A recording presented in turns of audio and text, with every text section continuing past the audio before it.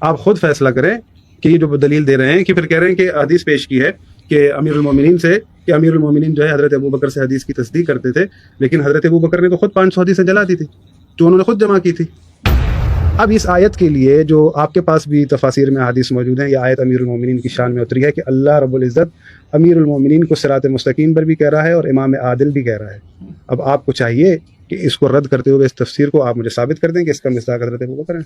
یعنی غسل ہوتا ہے، غسل میں ہوتا ہے پانی بہانا، نہ کہ صرف ہاتھ پھیرنا، ٹھیک ہے جی۔ تو یہ جو سیدنا عمر پہ اعتراض کر رہے تھے نا کہ ان کو تیمم کے بارے میں پتہ نہیں تھا، تو ہم پھر ہمارا یہ بھی اعتراض بنتا ہے ان پر، امام باقر نے جو ہے وہ غسل کا پتہ نہیں تھا کہ بجائے دھونے کے وہ غسل کر رہے ہیں اس پر، ٹھیک ہے۔ تو اچھا، امام مہدی کی بات کر رہے تھے کہ امام مہدی خود بنائیں گے، خود بنائیں گے امام مہدی کو، یا امام مہدی کو جو ہے حدیث میں روایت موجود ہے کہ لوگ اس کی بیعت کریں گے۔ اچھا، لوگ بیعت کریں گے، وہ بیعت سے انکار کرے گا، اہل سنت کی روایت ہے۔ اب شیعہ کی روایت میں کہ وہ بیعت کے لیے بلائیں گے، شیعہ روایت میں ہے شیعہ کے امام مہدی بیعت کے لیے بلائیں گے اپنی بیعت کے لیے، کہیں تو کھولوں میں، ٹھیک ہے۔ تو شیعہ امام مہدی اپنی بیعت، یہ آپ ثابت کر دیں تاکہ ان کو جواب مل جائے کہ امام مہدی کو اللہ نے اور اس کے رسول نے خلیفہ بنایا یا امام مہدی کو لوگ خلیفہ بنائیں گے، بس یہ کلیئر کر دیں۔ مہدی کوئی صفت ہے، کوئی نام نہیں ہے، ان کا نام تو محمد ہوگا نا، محمد ہوگا، ٹھیک ہے۔ تو مہدی صفت بطور صفت کہا گیا ہے، اور اللہ کے نبی نے گویا پیشن گوئی کی ہے کہ مہدی آئے گا۔ اب وہ مہدی کون ہوگا، کوئی خاص متعین شخص اللہ کے نبی نے نہیں بتایا، ٹھیک ہے، نشانیاں بتائی ہیں، فلاں نشانی فلاں نشانی فلاں نشانی۔ بھائی اتنا بتا دیں وہ منسوس من اللہ ہے یا نہیں ہے؟ منسوس اگر یہ کہیں کہ نام لے کر تو نام تو کہیں بھی نہیں ہے، صفت بیان کی گئی ہے۔ اچھا ٹھیک ہے، صفات کے ذریعے سے مہدی کے نام، یعنی مہدی ایک صفت ہے، ٹھیک ہے۔ تو مہدی ایک گویا کہ صفت بیان کی گئی ہے اور اللہ کے نبی نے نشانیاں بیان کی ہیں، ٹھیک ہے۔ تو اس لیے اگر دیکھیں منسوس ہوتا تو اتنے لوگوں نے کیوں دعویٰ کیا مہدی کا، اتنے لوگ گزرے جنہوں نے دعویٰ کیا مہدی کا، ٹھیک ہے۔ تو مہدی کے دعوے دار بہت گزرے ہیں، اس لیے یہ ثابت ہوا کہ یہ منسوس نہیں ہے، فلاں قبیلے کا ہوگا، فلاں گھر کا ہوگا، فلاں اس کا ہوگا، فلاں اس کا ہوگا، ایسی وضاحت نہیں ہے، چند باتیں ہیں، ٹھیک ہے۔ اب آخری بات میں کروں جی کہ انہوں نے، ان کا پورا زور یہ تھا کہ سیدنا جو خلافت کا معیار آپ کا کیا ہے، اسباب اللہ نے بنائے ہیں، یہ آپ ثبوت پیش کریں کہ اسباب اللہ نے بنائے ہیں۔ میں نے ان کو بار بار یہ کہا ہے کہ بھائی اللہ تعالیٰ کا کوئی بھی کام دنیا میں بغیر اسباب کے نہیں ہوتا، ٹھیک ہے، اور یہ اس کا انکار بھی نہیں کریں گے۔ میں نے مثال بھی دی رزق کی، اللہ رازق ہے، لیکن اگر کوئی فقیر آپ اس کو روٹی دیتے ہیں تو کیا بولیں گے، آپ رازق بن گئے؟ نہیں، رزق اللہ تعالیٰ ہے، دنیا چل رہی ہے اسباب سے، اور یہ اس کا انکار کبھی نہیں کریں گے کہ دنیا اسباب سے نہیں چل رہی، اس کا انکار بھی نہیں کرتے اور مانتے بھی نہیں ہماری بات۔ اب میں کیسے مطمئن کروں ان کو، اسباب کا انکار کرے کہ نہیں سبب مانتا نہیں، میں یہاں سے بولیں، یہاں سبب مانتے ہیں، اسباب مانتے ہیں، تو پھر یہ کیوں نہیں مان رہے، ٹھیک ہے۔ حالانکہ ایک بات، دوسری بات یہ ہے کہ پھر یہ زور ان کا اس بات پر ہے کہ اللہ نے بنایا ہے۔ میں ان کو سالوں سے کہہ رہا ہوں کہ بھائی چلو وہ نصی دکھا دو کہ اللہ نے نام لکھے ہیں، اللہ نے نام بتائیں گے، علی، فاطمہ، علی، حسن، حسین۔ تو یہ جو دلیل پیش کی یہ کہاں پیش کی ہے کہ علی میرے بعد تمام مومنین کا خلیفہ ہے؟ اچھا روایت ہی منکر ہے، میں نے بتایا نا دلیل پیش کی ہے، ابو بلج میں نے جرا کی، ابو بلج خود البانی نے اس کو جو کہا ہے کہ نہیں، انہوں نے جو راویوں کو ثقافت ثابت کی ہے، بھائی انہوں نے صرف ثقافت ثابت کی ہے، جو ذوف لکھا ہے وہ تو بیان کرے نا۔ ابن میں نے جو جرا کی ہے، بخاری جرا کی، وہ بیان کیوں نہیں کر رہے؟ میں نے اب اسی سے پیش کیا، البانی سے جو حسن کہہ رہے ہیں، حسن کیوں ہے، یعنی جرا ہے نا راوی پر، تبھی حسن ہے۔ نہیں، حسن روایت تو قابل قبول ہے، قابل قبول ہے، لیکن وہ اپنے سے بڑھ کر صحیح روایت کے مخالف ہے، حسن ہے صحیح سے کم ہے۔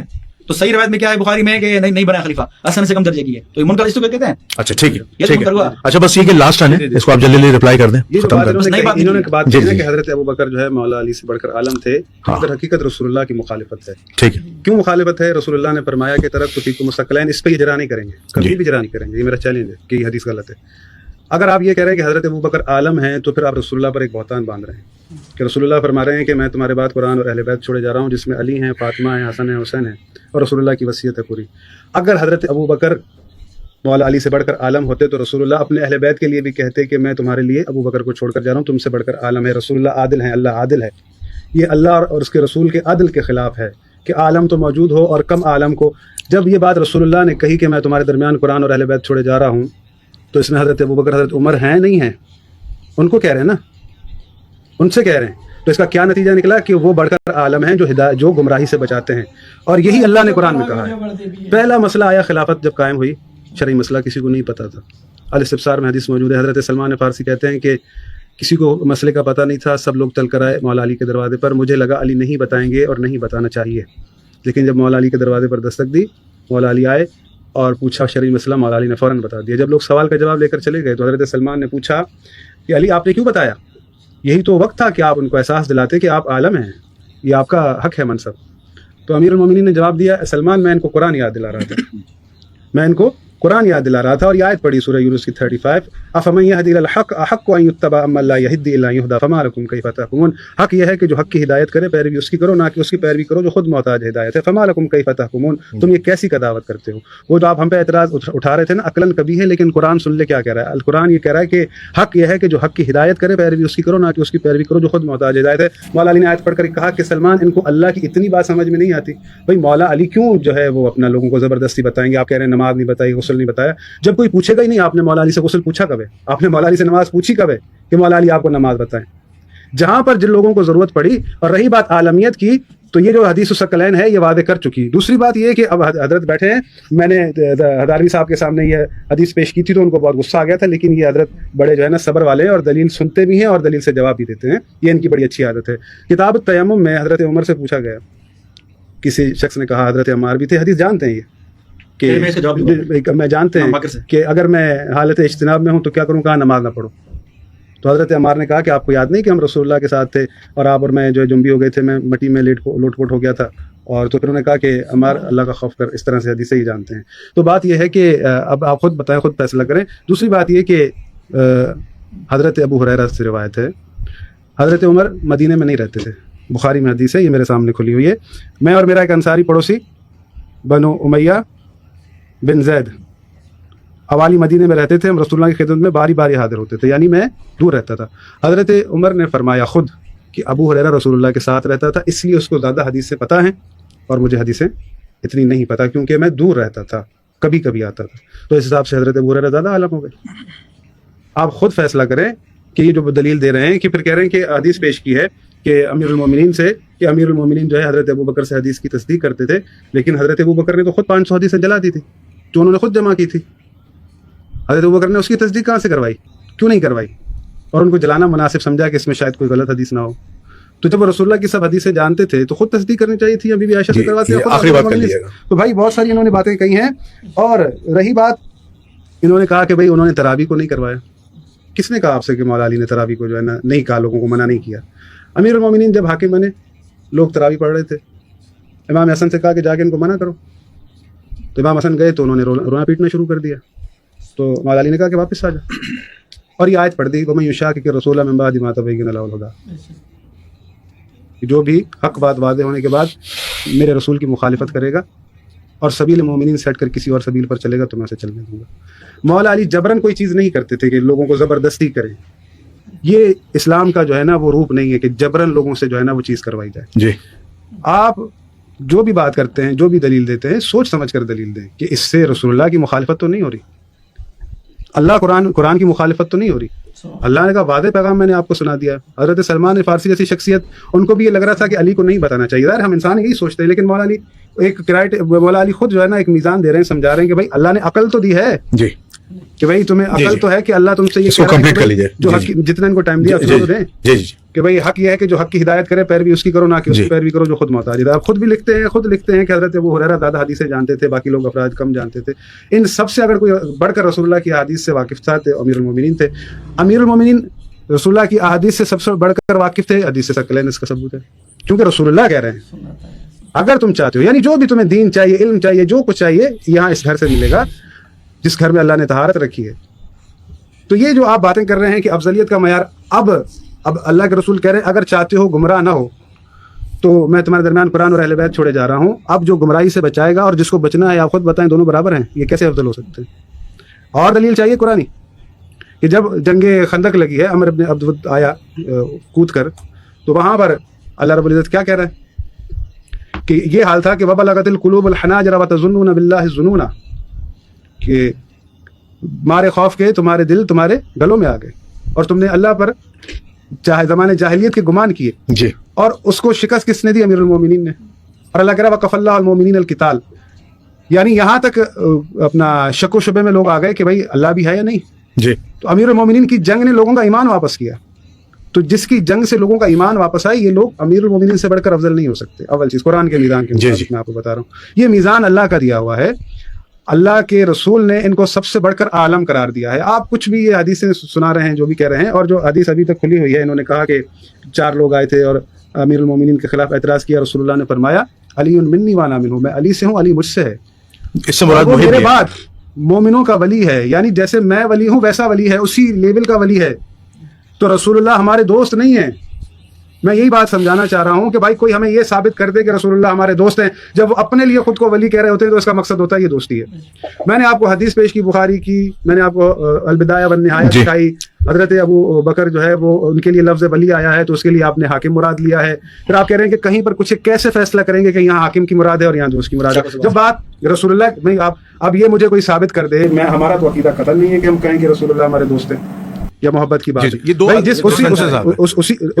کیسے انکار ہے بتائیں، کوئی آیت پڑھیں، آیت قرآن کی پڑھے نا، کیسے یہ سورہ کون سی ہے، تحریم پڑھے آیت، اس میں اللہ نے کیا بتایا کہ اللہ نے فرمایا کہ اللہ ان کا ولی ہے اور مومن رسول کے ولی ہیں، تو ولی سے کیا مراد ہے یہاں بتائیں؟ مددگار، رسول کے مددگار ہیں، نہیں مددگار ہے نا، یعنی نصرت کرنے والے، تو یہاں پر مانا میں وہی تو کہہ رہا ہوں، میں وہی تو کہہ رہا ہوں مولا ہو بھائی، جب آپ لوگوں کے دیکھیں نا، اچھا یہاں پر بات یہ ہے کہ وہاں پر ٹھیک ہے، اب یہاں پر جب رسول اللہ کی بات ہے، رسول اللہ خود کو کہہ رہے ہیں، تو یہاں پر آپ کیا مانا لیں گے؟ آپ خود بتائیں، رسول اللہ اگر میں کہوں رسول اللہ ولی ہے، رسول اللہ ولی ہے میرے، تو اس کی کیا مانا ہوگی؟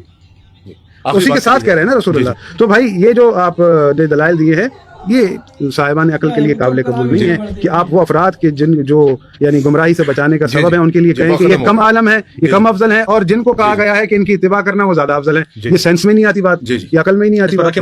جی بسم اللہ رکھ لیں ابھی حاضر۔ اچھا ایک آیت پڑھ دوں میں، ٹھیک ہے، سورہ نحل آیت نمبر 75، ضرب اللہ مثل رجلین، اللہ تمہیں دو مردوں کی مثال دیتا ہے، احدہما ابکم، جس میں سے ایک گنگا ہے، لا یقدر علی شیء، کسی چیز پر قدرت نہیں رکھتا، وہو کل علی مولاہ، جو اپنے مالک کے ہی گلے میں پڑا ہے، اگر مالک کسی کام سے بیچتا ہے تو کوئی خیر کی خبر نہیں لاتا، اینما یوجہ لا یاتی بخیر، هل یستوی ہوا، کیا یہ ایسا، هل یستوی ہوا، ومن یامر بالعدل وهو علی صراط مستقیم، کیا یہ ایسا اس کے برابر ہے جو تمہیں عدل قائم کرنے کا حکم دیتا ہے، وهو علی صراط مستقیم، اور خود صراط مستقیم پر ہے۔ اب اس آیت کے لیے جو آپ کے پاس بھی تفاسیر میں حدیث موجود ہیں، یہ آیت امیر المومنین کی شان میں اتری ہے کہ اللہ رب العزت امیر المومنین کو صراط مستقیم پر بھی کہہ رہا ہے اور امام عادل بھی کہہ رہا ہے۔ اب آپ کو چاہیے کہ اس کو رد کرتے ہوئے اس تفسیر کو آپ مجھے ثابت کر دیں کہ اس کا مصداق حضرت ابوبکر ہے۔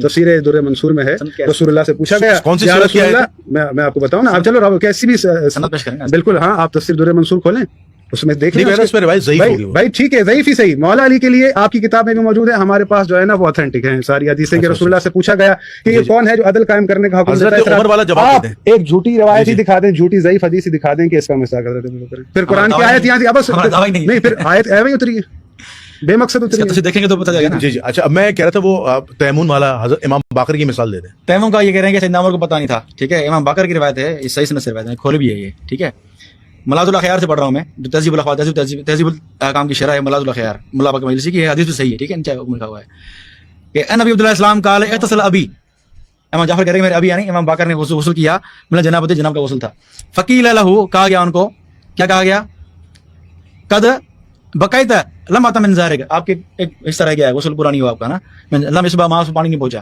فقال لہ، امام باقر نے کیا بولا، ما کان علیک لو سکت اسم، امام باقر نے کہا کہ تمہیں کیا تکلیف ہے، تم خاموش نہیں رہ سکتے، امام باقر نے بجائے غسل کرنے کے سوال کرنے والے کو کہا کہ تم خاموش نہیں رہ سکتے۔ پھر آگے الفاظ ہے مسح تلک اللمات بیدہ، کہ حضرت امام باقر رحمہ اللہ نے پھر وہ جو حصہ تھا اس میں مسح کیا، یعنی غسل ہوتا ہے، غسل میں ہوتا ہے پانی بہانا، نہ کہ صرف ہاتھ پھیرنا، ٹھیک ہے جی۔ تو یہ جو سیدنا عمر پر اعتراض کر رہے تھے نا کہ ان کو تیمم کے بارے میں پتہ نہیں تھا، تو ہم پھر ہمارا یہ بھی اعتراض بنتا ہے ان پر، امام باقر نے جو ہے وہ غسل پتہ نہیں تھا کہ بجائے دھونے کے وہ غسل کر رہے ہیں اس پر، ٹھیک ہے، تو یہ اعتراض آ گیا سیدنا عمر رضی اللہ عنہ پر۔ حضرت تیمم جو ہے نص قرآنی سے ثابت ہے جی، اس میں آپ آیت پڑھ سکتے ہیں کہ بھائی فتیمموا، اگر تم پانی کو نہیں پاتے تو تیمم کرو۔ اب یہ اس کے جواب میں یہ جو بات کر رہے ہیں، یہ جو بات ہے شرعی مسئلہ ہے، وضو بھی اگر آپ ہوتا ہے آپ کا، آپ نے کیا ہے، لیکن آپ شکیات ہوتی ہیں نا، جیسے ہوتے ہیں شکیات نماز بھی ہوتی ہیں، شکیات وضو بھی ہوتا ہے، تو اگر آپ نے وضو کیا ہوا ہے، آپ نے کیا ہے، آپ کو شک ہے کہ میں نے کیا ہے یا نہیں کیا، تو اس کو کیا ہے میں کاؤنٹ کرتے ہیں۔ اسی طرح سے فقہی مسئلہ ہے کہ جب آپ غسل کرتے ہیں کوئی چیز رہ جاتی ہے، اگر کوئی آپ کو یاد دلاتا ہے کہ بھائی یہ چیز رہ گئی ہے، تو اس کو فقط اسی پارٹ کو دھونا ہوتا ہے۔ اور اس کے اندر جو انہوں نے حدیث پیش کی ہے، اس میں کہاں قبلہ جی، اب اس میں کہیں پر نہیں لکھا کہ وہ غسل جو ہے وہ حالت اجتناب کا تھا، غسل واجب تھا، کہاں من الجنابت، ٹھیک۔ اب وہ اگر ایک پارٹ رہ گیا ہے، کوئی بتا رہا ہے، تو اس کو وہیں سے دھویا جائے گا، ٹھیک ہے نا، ہاتھ میں پانی اٹھایا آپ نے، جو پارٹ رہ گیا اس کو دھو دیا، اس بات کا اس سے کوئی تعلق نہیں ہے۔ یہ فقہی مسئلہ تھا. اگر وہ شخص نہ بتاتا تب بھی غسل ہو چکا اگر کوئی چیز رہ گئی. لیکن اگر بتایا ہے تو اس پارٹ کو امام نے وہاں اس کو دھو دیا, یعنی پانی اٹھا کر آپ کیا ثابت کرنا چاہ رہے ہیں؟ اب یہ جو واضح ہے, یہ تو واضح ہے, اس سے جو ہے نا کچھ پروف نہیں کر سکے مثال, وہ ہے بعد بات. اب یہ جو میں نے جو چیز پیش کی ہے, میں یہ کہہ رہا ہوں کہ اب یعنی حق بنتا ہے کہ جو بندہ بڑھ کر عالم ہو, قرآن کی تمام باتیں جانتا ہو, وہ زیادہ حق رکھتا ہے عقلی طور پر بھی, شعوری طور پر بھی, کہ وہ اللہ کے رسول نے جو وصیت کی ہے اس مطابق وہ زیادہ حق رکھتے ہیں کہ جو تمام ان مسائل کو جانتے ہیں. امیر المومنین علی علیہ الصلوۃ والسلام کی بات ہو رہی ہے تو ہمیں وہی بات کرنی ہے. ٹھیک ہے. قبلہ آپ ثابت کیا کرنا چاہتے ہیں؟ ثابت یہ کرنا چاہ رہا تھا کہ غسل ہوتا ہے دھونا, اگر کوئی رہ بھی گیا نا تو دھونا ہوتا ہے, نہ کہ مسح کرنا.